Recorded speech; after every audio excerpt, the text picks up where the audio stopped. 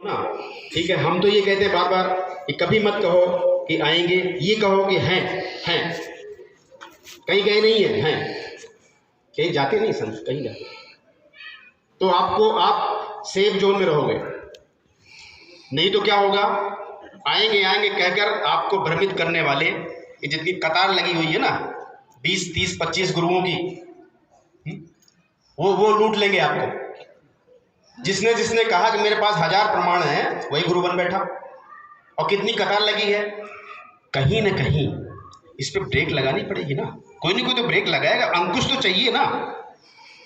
जैसे सिख धर्म में अंकुश लगाया गुरु गोविंद साहब ने, गुरु गोविंद जी ने लगाया कि नहीं लगाया, कि खालसा पंथ स्थापित किया। संगत बैठी हुई थी, संगत में से एक को उठाया कि भाई आप मेरे पास आ जाओ। मेरा कौन सा ऐसा प्रेमी है, हमारे गुरु ने तो कभी परीक्षा ली नहीं और कहा कि आपके मन में क्या चल रहा है अगर मैं बता दूं तो आप एक भी नहीं बैठोगे यहाँ पे। कहा कि नहीं कहा? परीक्षा कहाँ ली? गुरु गोविंद साहब ने परीक्षा ली।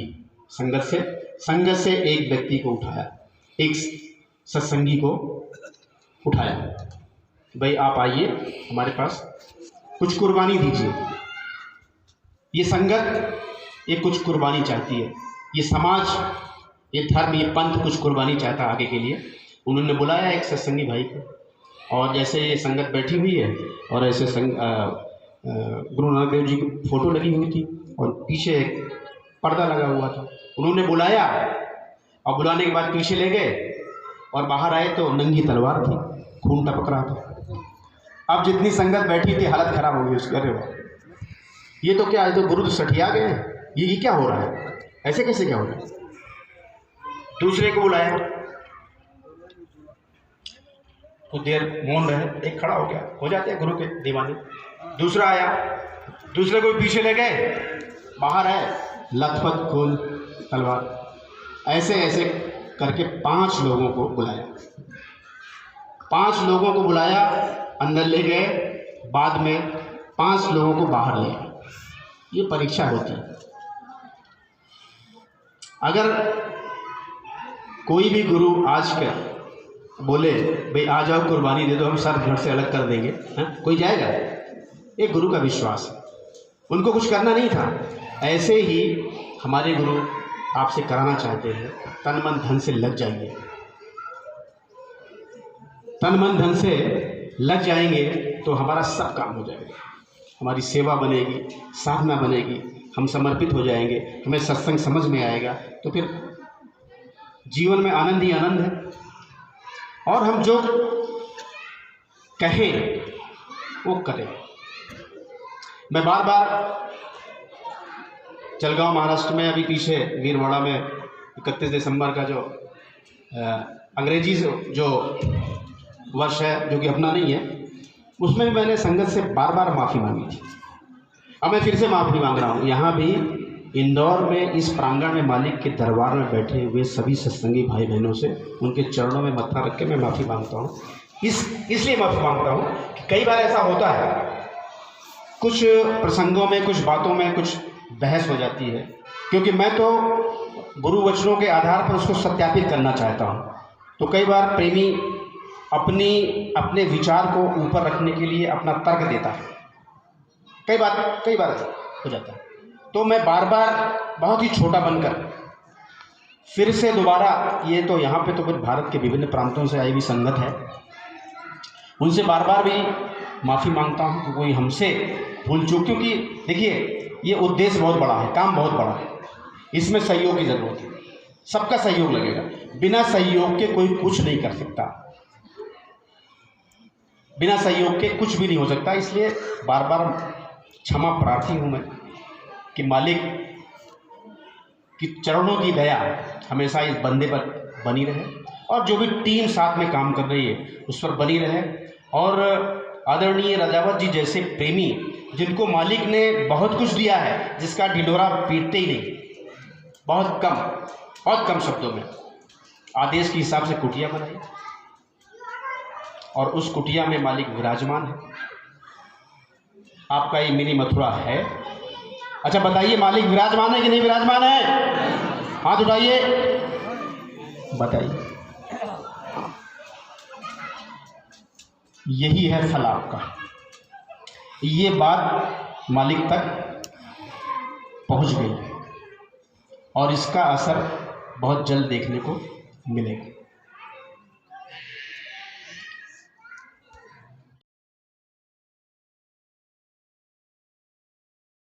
इसलिए रहे कि हमने असत्य का विरोध किया ही नहीं, हम असत्य से मिल गए। हमारे कान में ऐसी बातें जो नहीं पढ़नी चाहिए वो पढ़ गई, काल की बातें पढ़ गई। आज के परिवेश में परिवार में काल के एजेंट घुस रहे हैं। जो परिवार बहुत अच्छा चल रहा है, बहुत बढ़िया है, जहाँ पे एक सुख शांति है, आपस में मिल जुलकर चैन से रह रहे हैं, वहाँ भी काल अपना दांव मारता है।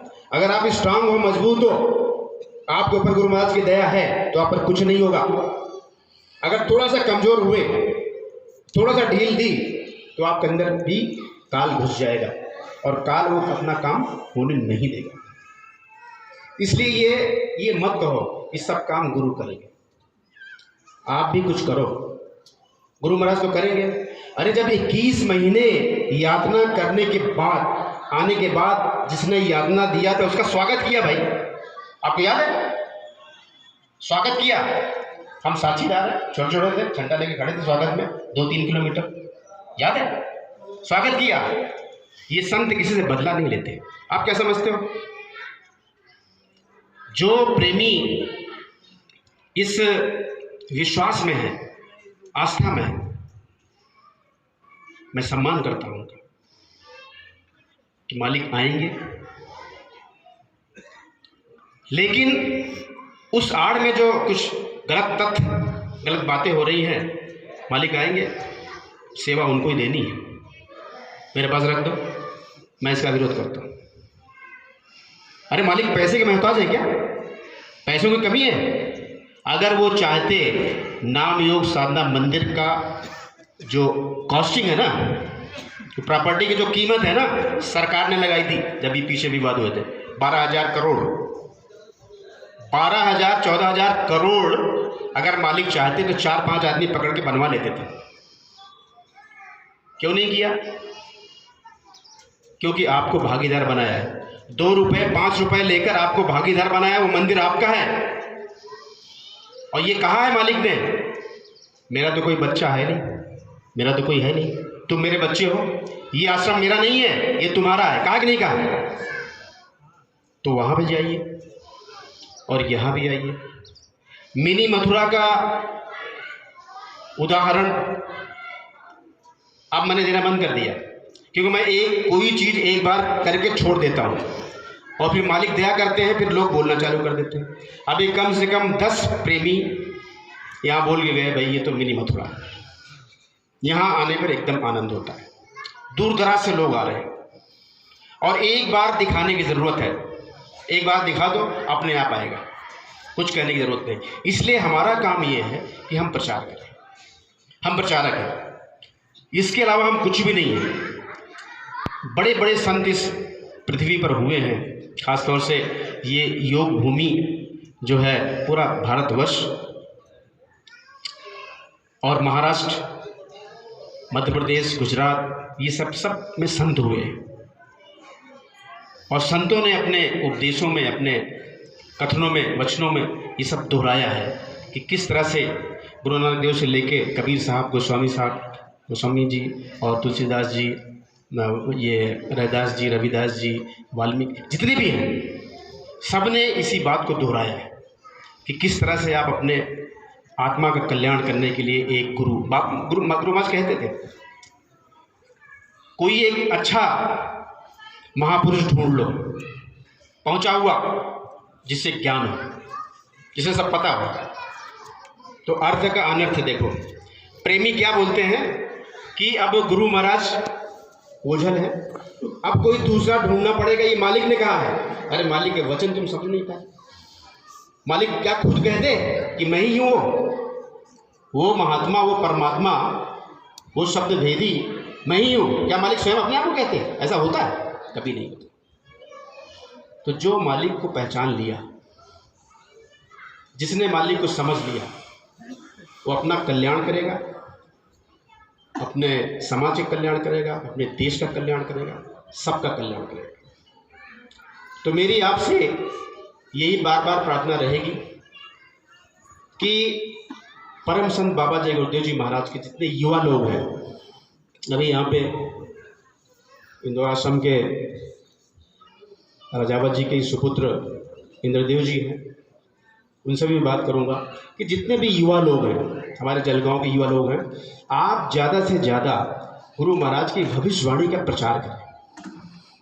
सोशल मीडिया के माध्यम से जैसा भी हो सकता है उसको आप हाईलाइट करें, उसको लाएं, लोगों को पता चले। भाई साहब, गुरु भाइयों, लोगों को ये पता चलना चाहिए कि ये बात किस संत ने कही हुई है, क्योंकि हम इसमें कमज़ोर पड़ रहे हैं। गुरु के प्रचार में हम कमज़ोर पड़ रहे हैं। ऐसे स्थान इसलिए गुरु ने आपको दिया है, गुरु महाराज ने संकेत दिया है। जैसा कि अध्यक्ष जी ने बताया, गुरु महाराज स्वयं का मेरी छोटी कुटिया है, बड़ी बनोरा, हम वहाँ आएंगे। ये आगे भविष्य की झलक है, भविष्य का संकेत है, जो कि हम समझ ही नहीं पाते कि मालिक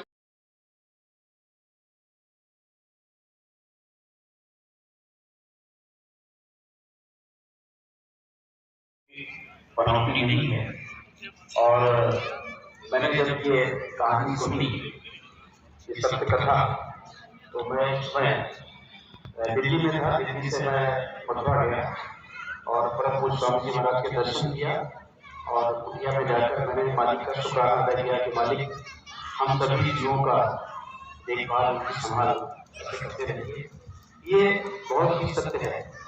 ऐसी बात बहुत पुरानी है कि मैं जब कुटिया में गया,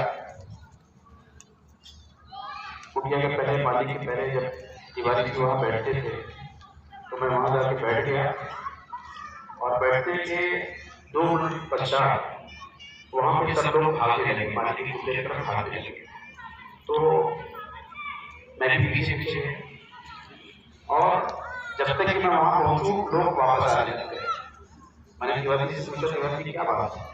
बोले कुछ नहीं, स्वामी जी महाराज गिर गए। जिस आसन में बैठे थे, लेटे थे, वहां से गिर गए। सामने हाईवे है, आपको पता है, जहाँ अपना योग साधना मंदिर है, आश्रम में हाईवे जाता है। वहां से भागकर एक सत्संगी आया, बोला कि एक सत्संगी ट्रक के नीचे आ गया था, बाल बच गया। आपने समझिए बात, किस तरह मालिक हमें बताते हैं, इस घटना को बताते हैं। इसी सत्य घटना को बताने के लिए जय गुरुदेव शाकाहारी परिवर्तन सच्चाई की खोज में, जिसमें इंदौर एक आश्रम खोज है। प्रेमियों, हमारा और कोई स्वार्थ नहीं है, निर्बल भावना है, एक पैसे कोई किसी से नहीं। हमारी संगत, महाराज की संगत, जलगांव की संगत, कोई सेवा निःशुल्क आप चले जाओ, वहां पे होता है। लेकिन भारतवर्ष में जहां जहां सच्चाई का कार्य हो रहा है, उस कार्य को हम बिल्कुल ऊंचाई पर ले जाना चाहते हैं। ये हमारा मिशन है। इससे कुछ बनावटी बात नहीं है। कोई प्रेमी स्वप्न करे सिंह साहब का या अन्ना जी का कोई स्वार्थ होगा तभी तो लोग चले जाते, बिल्कुल नहीं। पूरे भारतवर्ष में घूम घूम कर हमें मालिक के वचन को उतारना है। मालिक इतना हमें दे रहे हैं, लोग रुपया पैसा देते हैं, ऑफर करते हैं, ये दे दो वो दे दो।